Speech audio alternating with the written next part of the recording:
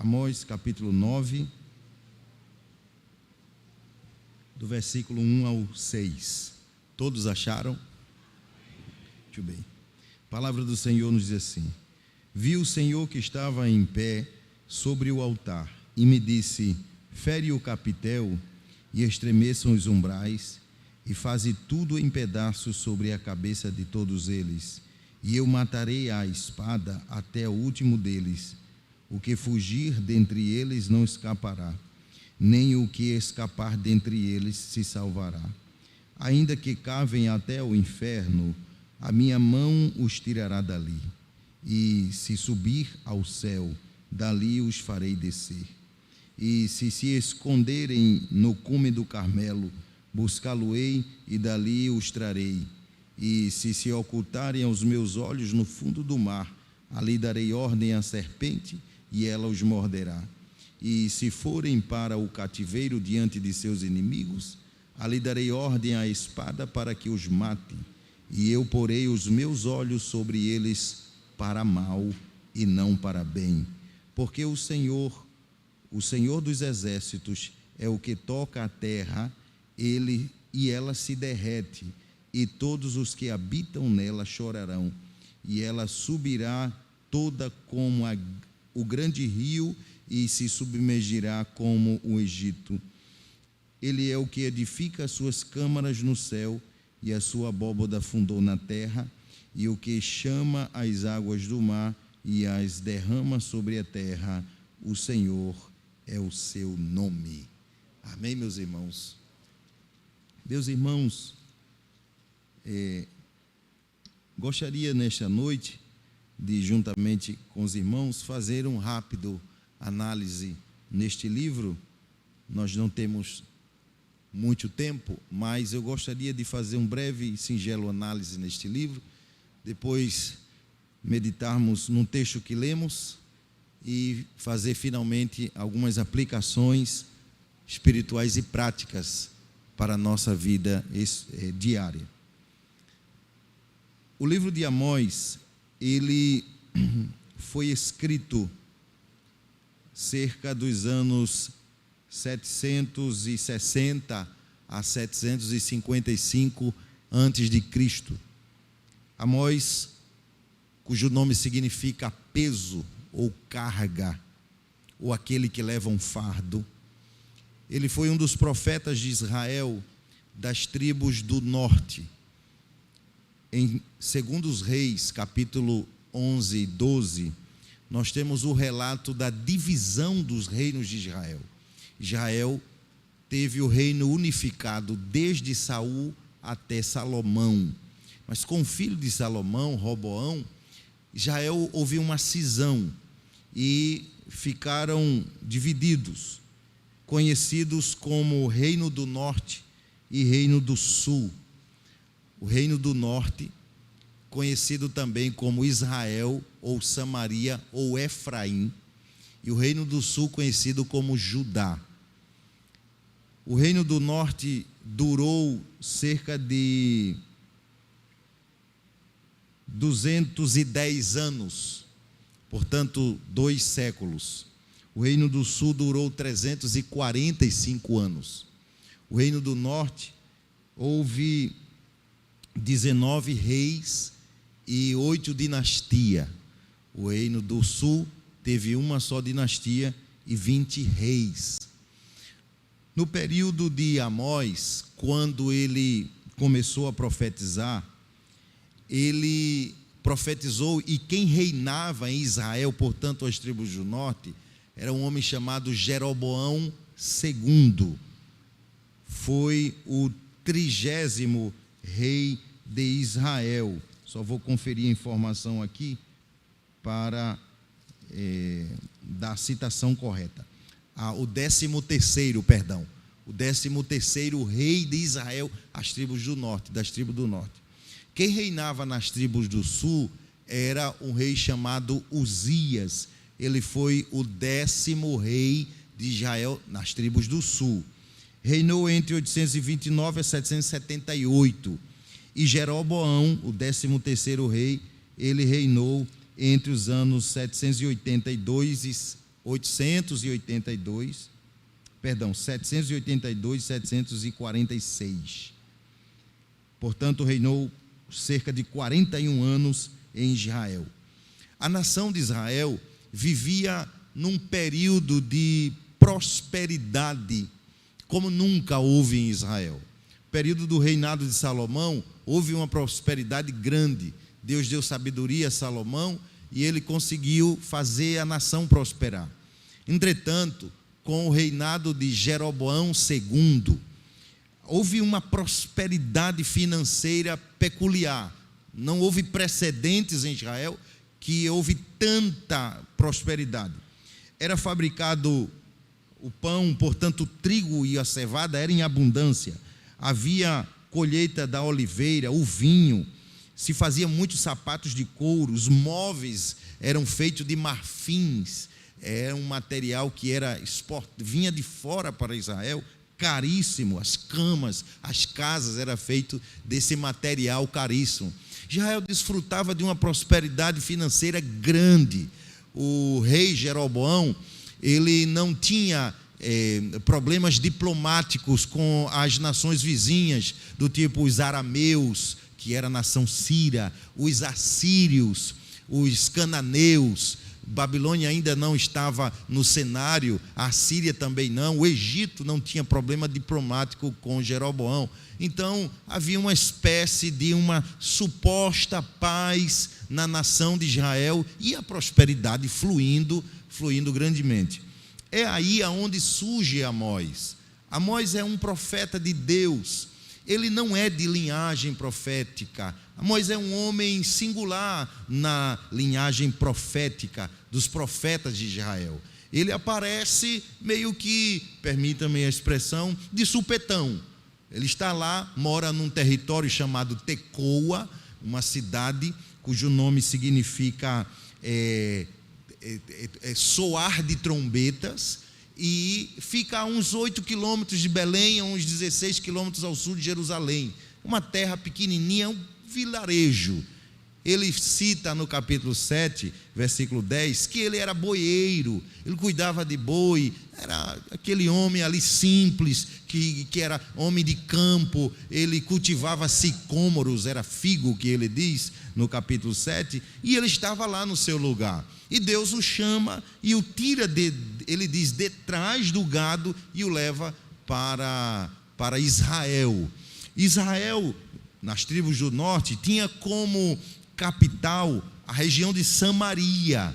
A região de Samaria. Jeroboão, o primeiro, não o segundo. O primeiro Jeroboão, que foi depois, logo após o reinado de Salomão, e o Roboão, filho de Salomão, levantou 2 grandes bezerros entre os montes Ebal e Erizim. E Jeroboão levantou centros religiosos em Israel. Em Betel, que era a casa que Jeroboão morava, ele edificou o palácio do rei para adorar aos deuses que não era o Deus de Israel. Ele edificou lá em Betel, edificou numa região chamada Gilgal e numa região chamada Berseba. Só que o problema em Israel era a apostasia que havia em Israel. Israel estava prospera, havia uma prosperidade financeira peculiar. Era muito dinheiro que fluía em Israel. A coisa estava andando aparentemente muito bem. Mas espiritualmente, Israel estava podre. Israel não tinha nenhuma vida espiritual. Os altares a Baal, os altares a Azera, Renfã, Astarote, Moloque, eram altares erguidos, eram os deuses. Os terafins, por exemplo, eram os deuses que fluíam entre Israel, que eram deuses pequenos que se levavam no punho, eram deuses que fluíam entre o povo de Israel. E Deus estava vendo tudo isso. Deus incomoda Amós, daí vem o nome dele, peso. Ele tem essa carga na sua consciência, na sua mente, e ele precisa soltar essa carga que ele leva, esse peso. Ele tem esse peso dentro dele, e Deus o incomoda, e ele vai lá para profetizar.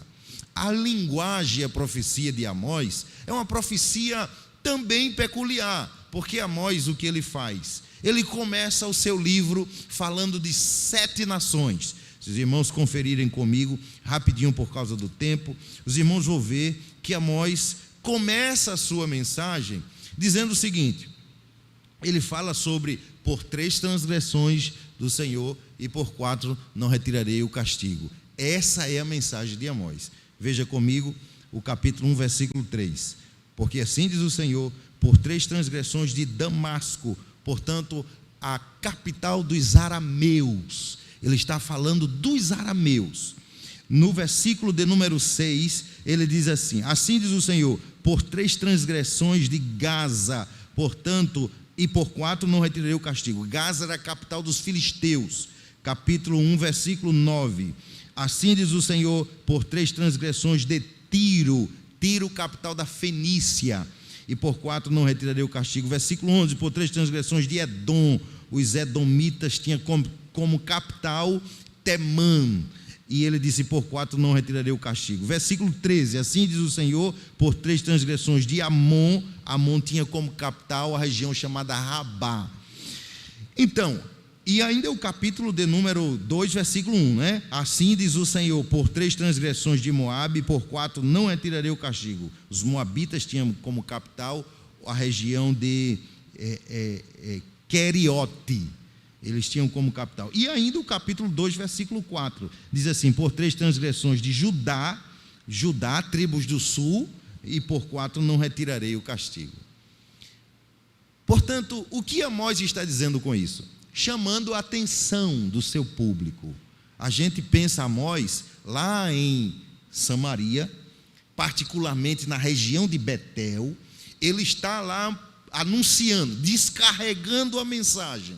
E ele está dizendo, por 3 transgressões de... Ele diz no versículo de número 1, né? Por 3 transgressões de Damasco, não retirarei o castigo. Deus está dizendo, o povo dos arameus estão praticando o pecado a ponto de que a paciência de Deus está chegando no seu limite. 3, dá para aguentar. Me permita usar essa expressão. Na 4ª, não aguento mais. Há uma expressão lá em Gênesis, capítulo 15, abra sua Bíblia comigo, e o versículo de número 16. Entenda que Deus, Ele dá tempo ao homem para que ele volte atrás dos seus pecados. Ele dá tempo. O homem peca e Deus, não é que Deus faça uma vista grossa, não é que Deus vire o rosto, não, é que Deus dá tempo para que o homem se arrependa, mas chega um momento que esse tempo se acaba. Veja o capítulo 15, versículo 16. Deus disse a Abraão, e a 4ª geração tornará para cá, porque a medida da injustiça dos amorreus não está ainda cheia. Deus está dizendo, os amorreus estão praticando pecado, mas eu estou dando tempo para que eles se arrependem. Eles não chegaram, permita a expressão, né? Não chegou aqui no pescoço ainda. Deus estava dizendo através de Amós, voltando para Amós, que ele estava, portanto, advertindo estas nações. Advertindo a quê? Se arrependam. A Síria, se arrependa a Síria.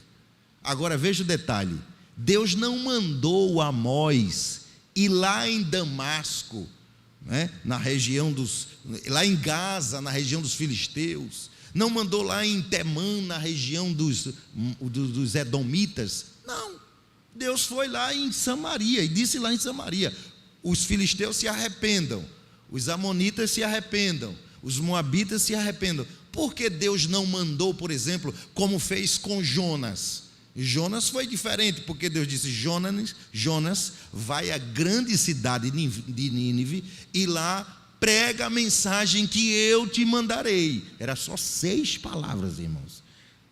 A mensagem de Jonas era, ainda Nínive, 40 dias será subvertida. Ainda 40 dias Nínive será subvertida. Ainda 40 dias Nínive será subvertida. Deus disse a Jonas, só quero 6 palavras de você. Deixa o resto comigo. Jonas não quis ir. Deus disse, olha, 800 quilômetros caminham a pé nessa direção. Jonas disse, eu vou 4.000 quilômetros, caminho oposto de embarcação para Deus não me ver. Aí, né, irmão, ninguém foge de Deus. Não é, Jonas? Não fuja, não. Deus fez logo assim, ó. Quando Jonas, a 60 quilômetros de Jerusalém, pega um barco lá na região de Jope para ir a Tarsis, Deus sopra. Volte, ei, não, nem aí não. Caminho é aqui, ó. Volte para cá. Aí Jonas, tá bom. Aí o capítulo 3, versículo 1, é Deus dizendo, vamos começar de novo? Vamos. Vá à grande cidade de Nínive e pregue a mensagem que eu lhe disse. Quem pode dar um glória a Deus nesta noite? Então Amós chega em Samaria. Quando ele chega em Samaria, ele está falando, e os samaritanos, as tribos de Israel, estão gostando. Está todo mundo satisfeito, porque realmente os amonitas têm que ser castigados por Deus, os moabitas têm que ser castigados pelo Senhor, os filisteus têm que ser destruídos, a mão do Senhor tem que ser estendida sobre os assírios. Amós está falando, né? Ele está chamando a atenção. Judá vai ser castigado, isso mesmo, Judá tem que ser castigado, está todo mundo em pecado lá. Agora no capítulo 2, o negócio foi afunilando, Amós quer chegar aonde? Israel.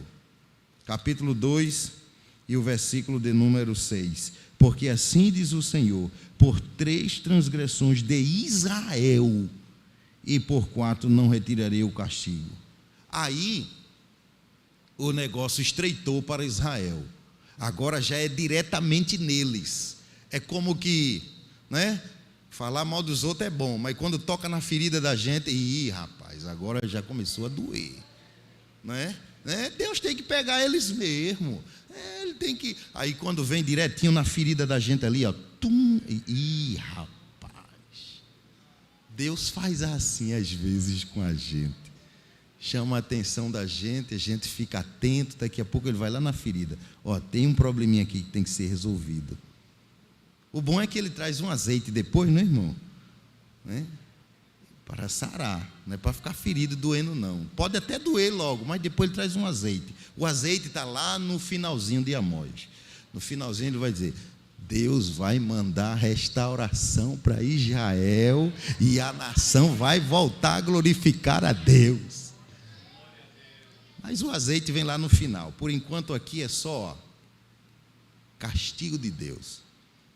E uma das coisas que eu admiro, eu fico maravilhado com Deus a quem eu sirvo. A gente sabe que essas nações aqui, que Deus falou, eram nações pecadoras, irmãos. Olha, deixa eu perguntar à igreja. A igreja se lembra que foi o Egito? Israel passou quantos anos no Egito? 400 anos no Egito. O Egito foi uma nação inimiga de Israel. A Síria, irmãos, a mensagem de Amós foi em 760, 3 décadas depois, a Síria destrói Samaria.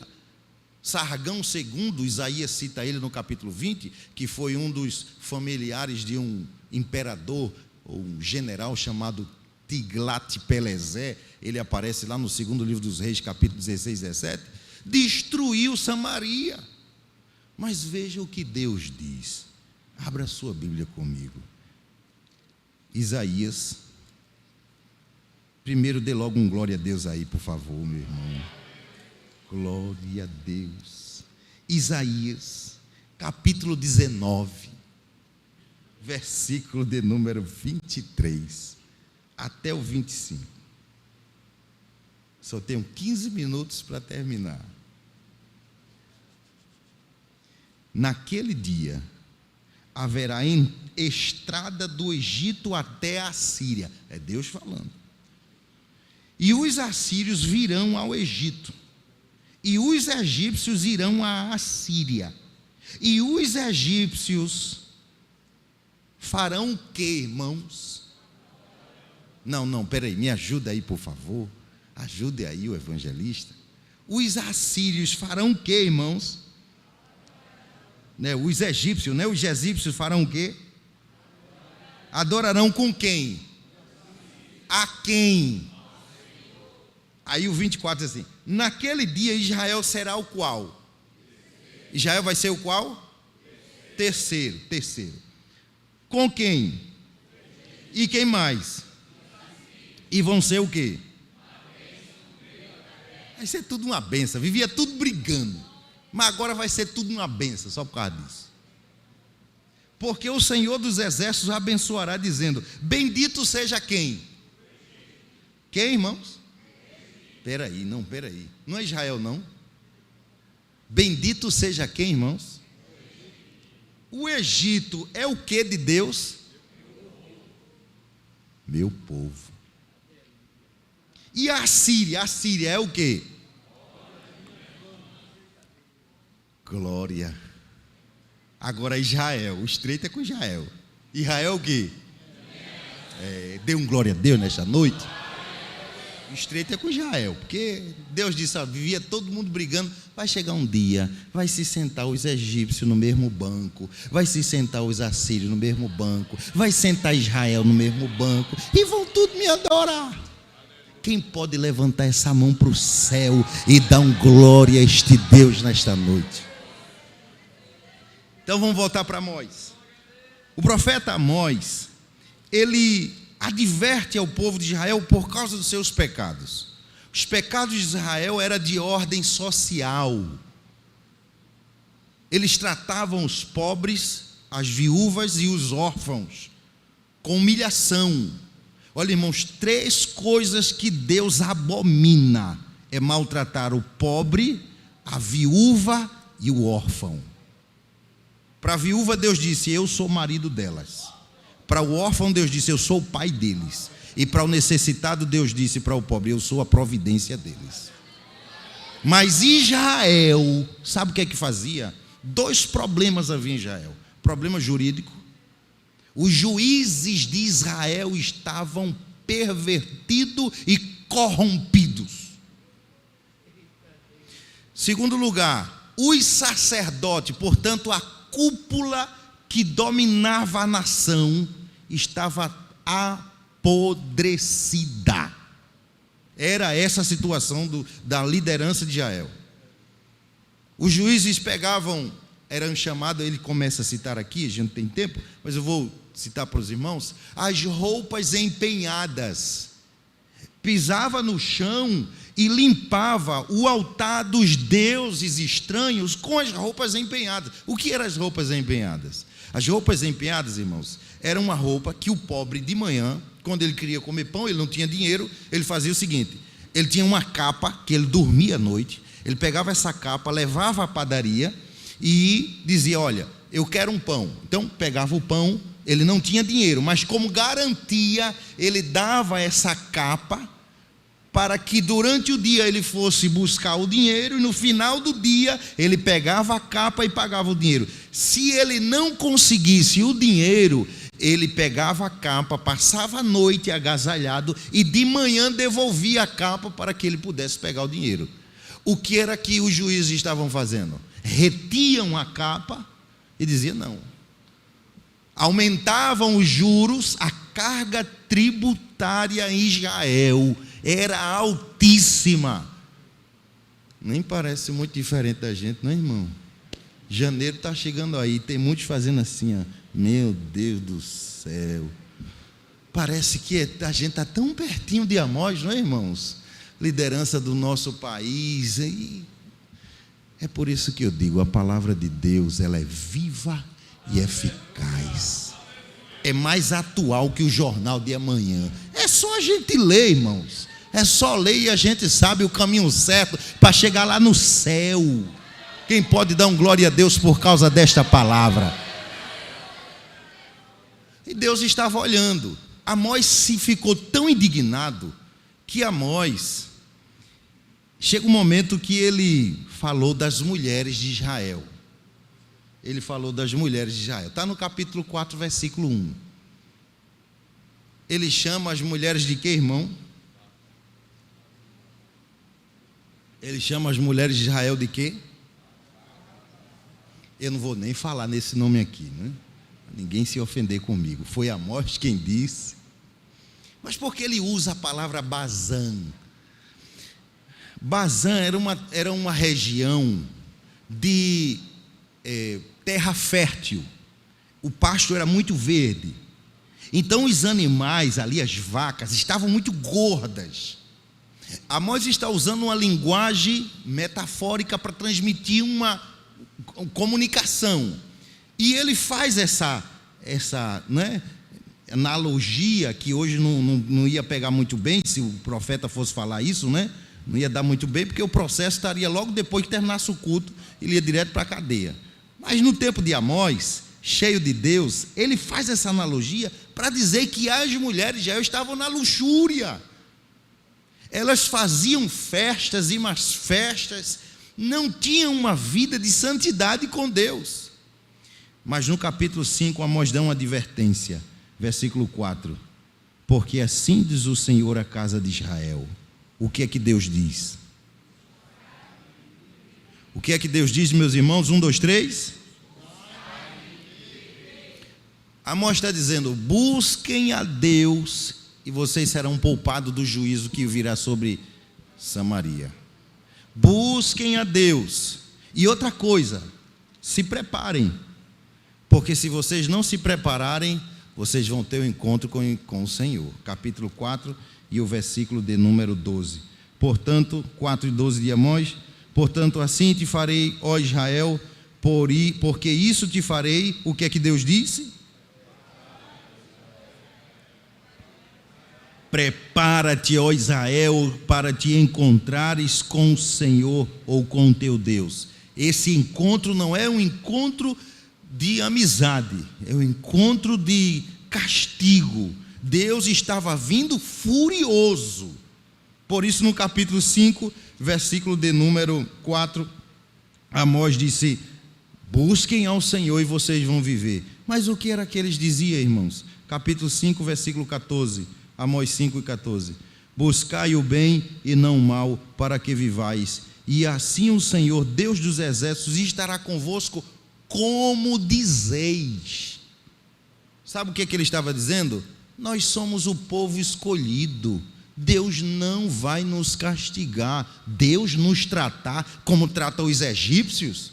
Não, Deus nos tratar como trata o povo de Caftó, que era uma região, inimiga de Israel. Não, Deus não vai nos tratar como esse povo ímpio aí. A gente comete o pecado da gente, mas Deus vai tolerar a gente. Nós somos o povo da promessa, nós somos o povo da bênção, então a gente pode pecar. Amós faz assim, ó.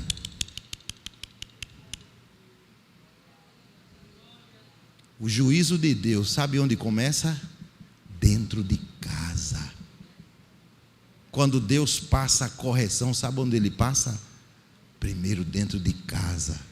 Os de fora, ai meu Deus do céu, não vou nem falar. Mas dentro de casa, ele começa primeiro a fazer correção, fazer limpeza. Começa corrigindo. Então, Amós adverte. Até o capítulo 6, Amós adverte ao povo que se arrepende. Chega um momento que ele diz assim: olha, se vocês não se arrependerem, Deus vai quebrar as pontas do altar. Está no capítulo 3 e o versículo de número 14. Diz assim: no dia em que eu visitar as transgressões de Israel sobre ele, também visitarei os altares de Betel, e os chifres do altar serão cortados e cairão por terra. Deus está dizendo: eu vou torar a coluna do altar. O que era a coluna, o chifre ou as pontas do altar? Era o lugar de refúgio. As referências, como disse, nós não temos tempo, mas eu vou citar os irmãos aí, escreve e depois lê em casa. Primeiro, Êxodo capítulo 21, versículo 12 e 13, Levítico capítulo 4, versículo 30, depois primeiro livro dos Reis, capítulo 1, versículo 50 e capítulo 2, versículo 28. Nas duas últimas referências, o que é que acontece? A ponta do altar, as colunas do altar, ou melhor, a coluna do altar, era o lugar aonde se consagrava o rei, aonde se nomeava publicamente o rei de Israel. O caso de Joás, por exemplo, o sacerdote, agora esqueci o nome dele, eu não vou procurar por causa do tempo, mas ele, quando entrega a lei ao rei Joás, ele entrega perto da coluna do altar, porque aquele lugar era o lugar onde o povo se refugiava. Aí as referências que citei, Joabe e Adonias, foram dois homens que foram traidores do rei de Israel. E Salomão mandou matar Joabe. E o que é que Joabe faz? Corre para a coluna, se abraça na coluna, ninguém podia tocar nele. Do mesmo jeito Adonias. Adonias viu que Salomão ia matar, correu para a coluna, se abraçou, ele sabia que ali era o lugar de refúgio. Deus está dizendo: eu vou quebrar a coluna. Não vai ter refúgio para Israel. Nós devemos agradecer a Deus que essa coluna não se quebrou. Ela é a coluna, o madeiro aonde Cristo foi crucificado. A gente se refugia nele, na cruz de Cristo, e ali o mal não nos atinge. Para nós o negócio está bom, porque ele não quebrou a coluna do altar onde Cristo foi crucificado. Quem pode dar um glória a Deus nesta noite? Então, Amós até o capítulo 6 adverte. No capítulo 7 Amós para. Ele tem 5 visões. Nós lemos a última visão. As 5 visões de Amós começam no capítulo 7, versículo 1. Primeira visão é só para divertir. É um enxame de gafanhoto. Gafanhoto é comum na Palestina. Eles vêm, destroem a plantação e eles são divididos em 4 espécies. Oruga, pulgão, está lá no capítulo 2 do livro de Joel. Locusta, pulgão. Deixa eu ver aqui. E Deus ainda diz assim: o meu grande exército que enviei contra vós. Joel, que está antes de Amós, capítulo 2, versículo de número 25. E restituir-vos-eis os anos que foram consumidos pelo gafanhoto, é o cortador. Não, o gafanhoto aqui é o migrador. A locusta é o destruidor. O pulgão é o cortador. E a oruga, que é outra espécie de gafanhoto, Deus disse: o meu grande exército que enviei contra vós. Então Amós vê um enxame de gafanhoto vindo.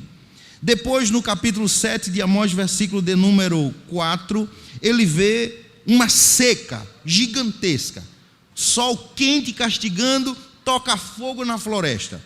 Depois, no capítulo 7, versículo 7, ele vê um muro. Esse muro está troncho, e Deus pega um prumo e passa no muro. Quem é pedreiro, os irmãos sabem, não é? Para construir um muro sem colocar o prumo, não dá certo, né, irmão? Dá errado. A analogia aqui é a seguinte: Israel é o muro, o prumo é a palavra de Deus, e Deus é o corretor. Quando ele coloca o prumo, que vê a medida do muro, o muro está todo troncho. Deus diz a Amós: Amós, está vendo esse prumo? Vou passar esquadra em Israel para deixar ele direitinho. Aí no capítulo 7, sim, aí surge um sacerdote. O nome dele se chama Amazias, capítulo 7, versículo 10. Ele era sacerdote de Betel, ele era quem comandava na casa de Jeroboão, na parte de adoração, e ele manda chamar Amós. E ele disse: não, Jeroboão, Amós tem conspirado contra ti. Amós está dizendo coisa que isso não pode acontecer. As palavras de Amós não vão de acontecer aqui. Outra coisa, Amós, vem cá. Vai-te, ó vidente, para a tua terra, e lá profetiza e come o teu pão, porque aqui, de agora por diante, a gente não quer ouvir a tua palavra. Nós não queremos ouvir a tua mensagem. Vai lá para a tua casa, Amós. Ei, peraí. Eu não era profeta. Eu não era filho de profeta. Eu era boieiro. Eu estava cuidando da minha vaca, do meu gado lá. Mas Deus colocou no meu coração a mensagem que queimou e disse: vai lá e profetiza a minha palavra àquele povo, mesmo que ele não goste. Aí ele dá a sentença para Amazias, para a esposa dele e para os filhos dele, que haveria de ser destruído. No capítulo 8, Amós vê a quarta visão. Ele vê um cesto pronto, um cesto de verão, cheio de frutas, está pronto para ser consumido. Aqui o cesto é Israel, as frutas é o povo de Israel, estava prestes a receber o castigo de Deus. E no capítulo 9 que a gente leu, Amós, ele vê Deus aqui. O negócio fica tão estreito que Amós vê Deus como Isaías viu Deus. Isaías disse assim: no ano que morreu o rei Uzias, eu vi ao Senhor sentado num trono alto e sublime. Sua roupa enchia todo o templo, sua glória envolvia a terra, e havia serafins diante dele. Tinha 6 asas respectivamente, 2 cobriam os pés, 2 cobriam o rosto, 2 voavam. E um ao outro dava vozes dizendo: Santo, Santo, Santo é o Senhor dos exércitos.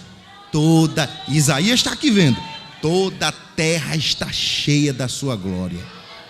Quando Isaías vê isso, Isaías disse: ai de mim que vou perecendo, porque eu sou um homem de lábios impuros e habito no meio de um povo de impuros lábios, e os meus olhos viram o rei, o Senhor dos exércitos.